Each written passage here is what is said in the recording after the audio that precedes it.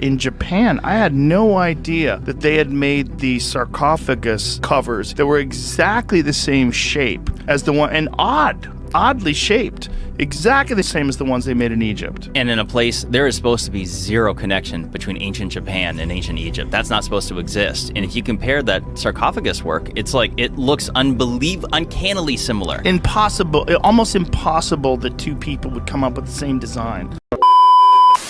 China, 1945. The Empire of Japan retreats. U.S. Airman James Gaussman has made his mark. He's returning from Chungking, China. Supplies delivered to rallying American troops. But engine trouble has him flying low. Real low. Low enough to see it. Rising out of a grass-matted Chinese plane, it arrests his vision. Stuns and captivates him. All at once. Directly below us was a gigantic white pyramid. It looked as if it were from a fairy tale. The pyramid was draped in shimmering white. It could have been metal or some other form of stone. It was white on all sides. The remarkable thing was the capstone, a huge piece of jewel-like material that could have been crystal. There was no way we could have landed, although we wanted to. We were struck by the immensity of the thing. And this was not the first time these pyramids had been spotted. They might have been unknown to Americans, much like they are today. But the Chinese knew, a race of men famous for their discretion and quiet power. The Chinese had kept the knowledge of their pyramids under wraps for centuries. No, millennia.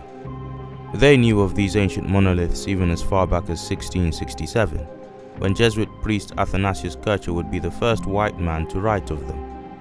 But that was then. This is now. What does the world know of China's pyramids today? Could they have anything to do with Africa's very own, thousands of miles to the west, those of Kush and Kemet?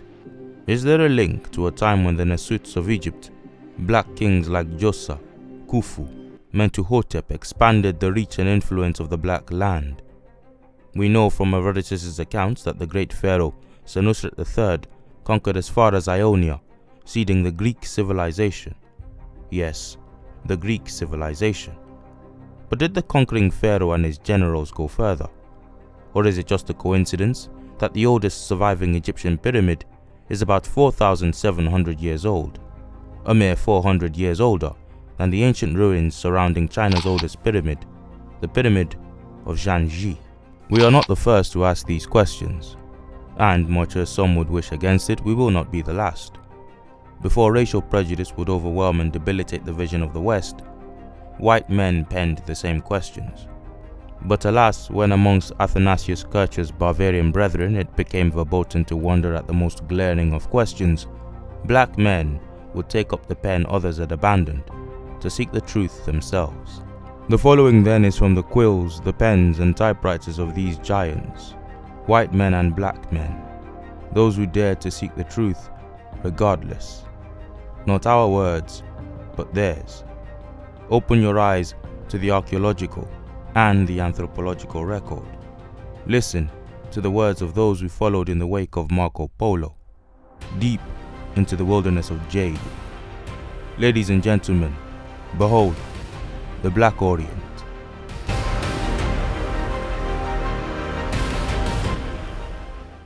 Athanasius Kircher, German Jesuit priest and traveler, writing in China Monumentis Illustrata, 1667. The Egyptians always regarded the pyramids with divine honor. The traces of this same cult can be found in China today. The Chinese hold their pyramids in such veneration that no one would dare approach them unless he had first performed the appropriate ceremonies. It is clear that the Chinese borrow these pyramids from the Egyptians, Persians, and others.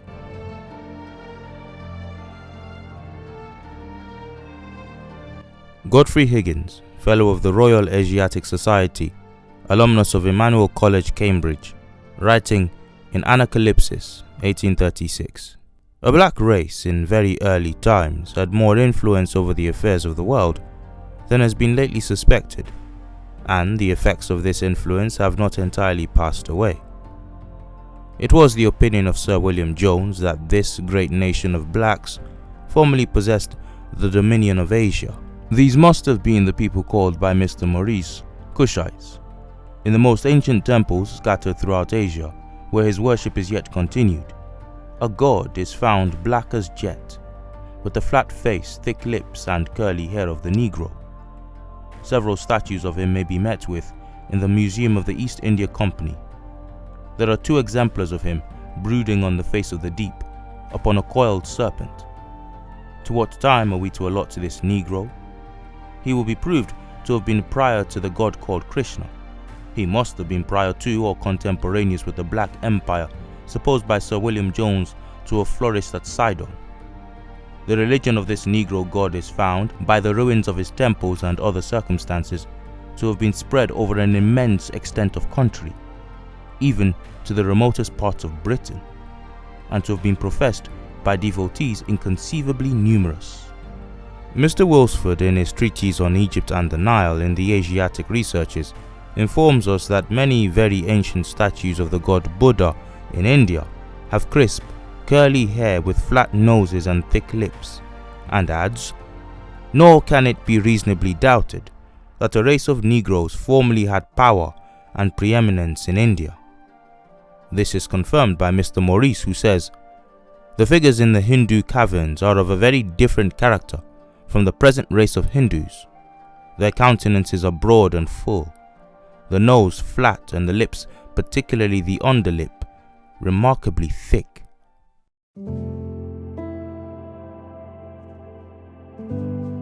Ethnologist James Cowles Pritchard in The Natural History of Man, 1843.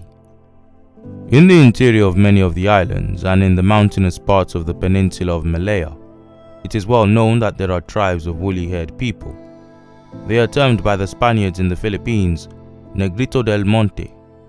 They have short, crisp or woolly hair and bear altogether a considerable resemblance to the Negroes of Africa.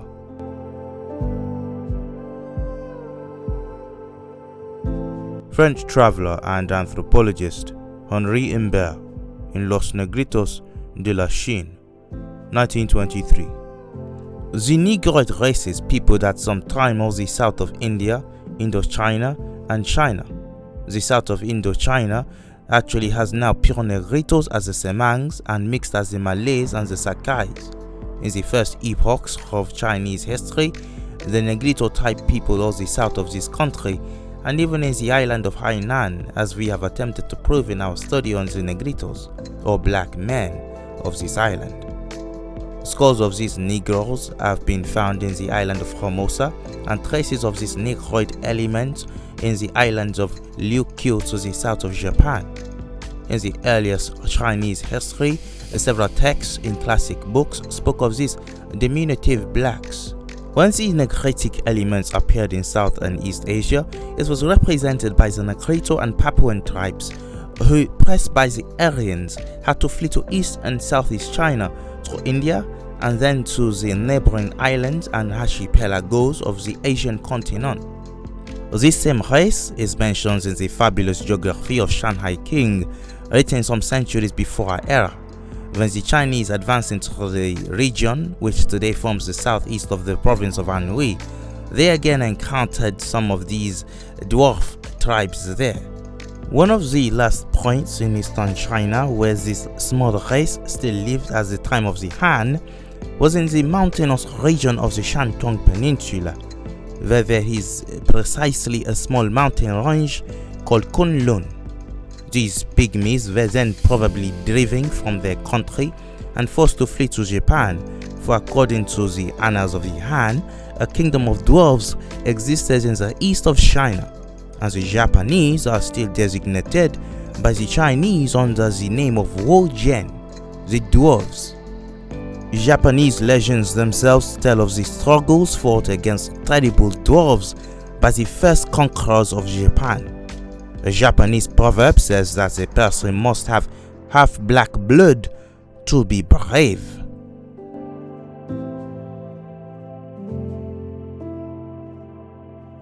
Reverend James Marmaduke Body, The Ethnology of the Japanese Race, presented in the Colored American Magazine, 1905, as quoted by Kaya Sibeko in The African Presence in the Ancient Far East, 2009. They are also described as having peculiar features, crisp hair and dark complexion.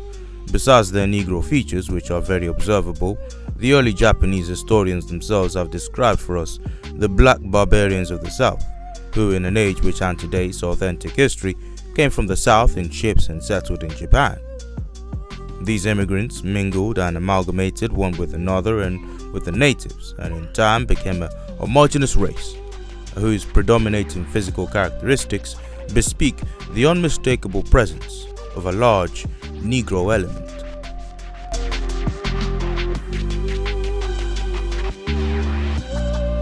Armand de Quatrefages, The Pygmies, 1885.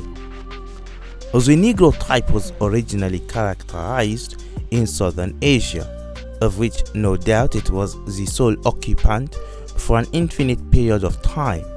From there, the various representations of the type migrated into various directions. Invasions or infiltrations of various yellow and white races have separated the Negro populations which formerly occupied a continuous area. The Negrito subtype is one of the oldest of the race and was least predominant in India and Indochina when the racial crossing began.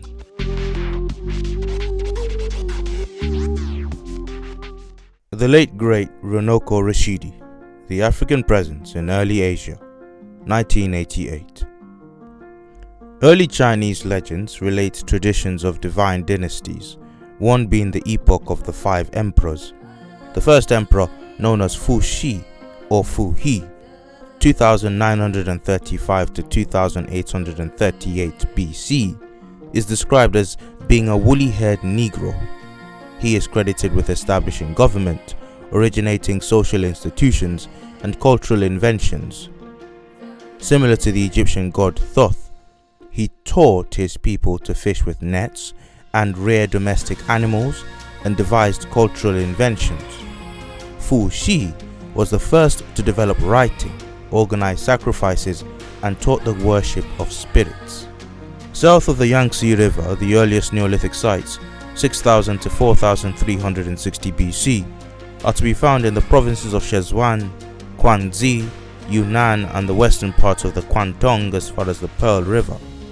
Other sites, central Shenzi, southwestern Shanxi, and western Honan, all show evidence of Negroid skeletal remains that are associated with stone implements.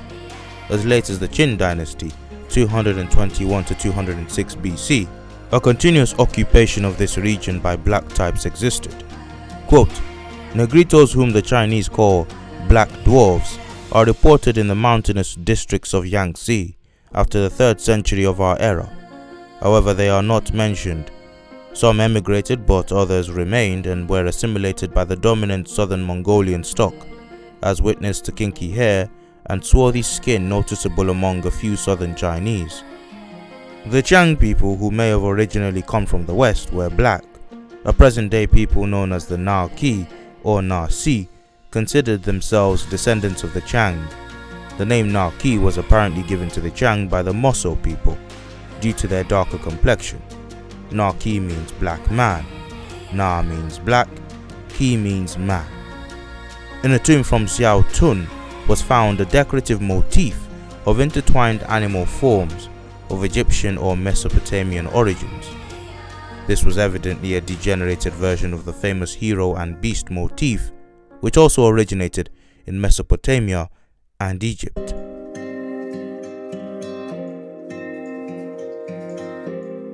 Today, China guards the secrets of its pyramids like the treasures they are. Unlike the pillaged tombs of ancient Africa, none are allowed to intrude. But you have heard the observations of some of those who got the closest. They traveled and witnessed the places and the people they wrote of. And if you noticed, they did not merely refer to their own thoughts and opinions. They also cited the testimony of the ancient Chinese. So then, what did those early chroniclers think? Do they tell us what became of the blacks of a bygone Asia, the progenitors and predecessors of the Chinese? Can they tell us why there are today so few of these ancient black men in China and its surrounding islands. Join us in part 2 as we explore these old accounts. Did someone say join? Excellent timing, because you, yes you, watching and listening, can become a citizen, a native of the Trill Nation today by hitting the join button below, thereby becoming one of our many illustrious members and producers who you can see currently regaling your screen. And now, witness the sages of the Trill Nation, men and women of our Grand Council. Thanks to the likes of Black Rampage 2, Kader Albert, Gerite Carr, and Andujar Payne, the histories of people time forgot is being preserved and dispersed far and wide, from Kush to Compton, no doubt.